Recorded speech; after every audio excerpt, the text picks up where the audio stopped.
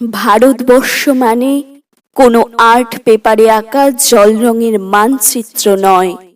ভারতবর্ষ মানে শুধু হর্ষবর্ধন কিংবা বাবরের বিজয় বার্তা নয়। ভারতবর্ষ মানে বিজয় সিংহের সিংহল জয়ের ফ্যাসিস্ট গৌরব গাথা নয়। ভারতবর্ষ মানে শুধু মীনাক্ষীপুরম কিংবা জামা মসজিদ নয়।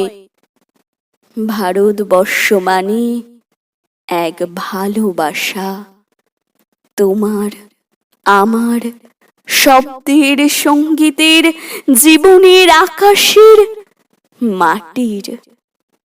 আমাদের প্রাইমারি স্কুলের কলুখা সাহেব সাদা দাড়ি, মাথায় ফেজ, ড্রিল করাতেন আমাদের।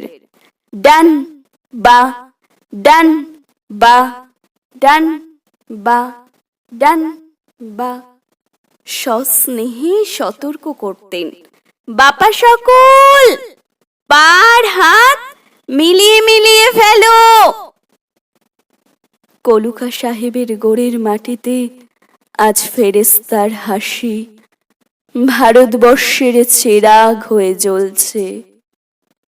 বদ্রুমিয়ার হাতের কর্ণিকে শিব মন্দিরের গায়ে কত ফুল কাটা, আর তার জোগাড়ে হয়ে মশলা মাখছে ঈশান বাউরি। নিয়ামত শেখ আর গোকুল মাহাতো এক পাটাতনে ধান ঝাড়ে, সোনালি গোবিন্দ ভোগে খামারে ঠিকরে পড়ে সোনালি আলো। বদন মাঝি ডাকতান্ত যুবতী গঙ্গায়, বৈঠা ধত্ত হোসেনুর মাঝি। সমঝে চলো মাসি, সামনে কাঁসা কাকের গাং, সোরাবালি সর আর ঘূর্ণিতলার ঘাট। আমার ভারতবর্ষে কোনো গেরুয়া রাজনীতিবিদ কিংবা ইমামের নির্দেশিকা নেই।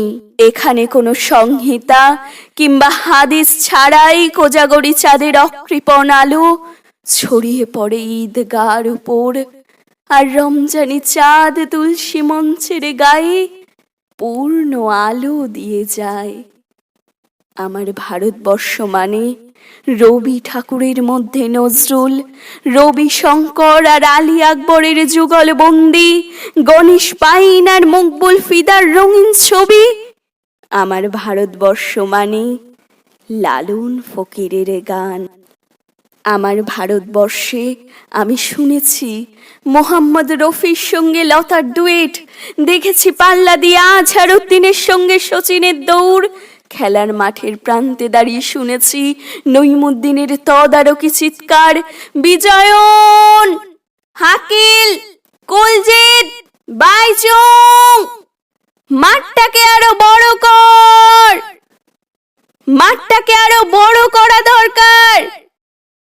আমাদের মাঠ দিন দিন ছোট হয়ে আসছে, মাঠটাকে আরো অনেক বড় করা দরকার।